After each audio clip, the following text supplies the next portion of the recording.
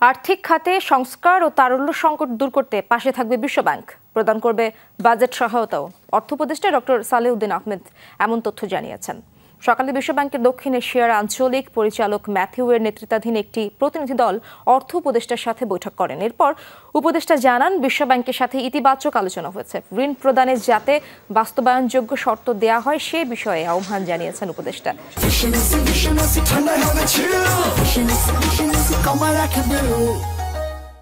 এদিকে আর্থিক খাত সংস্কারে বাংলাদেশকে $100 কোটি ঋণ সহায়তা দেবে বিশ্বব্যাংক। এর মধ্যে পলিসি বেসড লোন $750 মিলিয়ন এবং ইনভেস্টমেন্ট লোন ও গ্যারান্টি ফ্যাসিলিটি হিসেবে পাবে $250 মিলিয়ন। আগামী ডিসেম্বরের মধ্যে বিশ্বব্যাংকের বোর্ডে এই ঋণ অনুমোদন দেওয়ার কথা রয়েছে।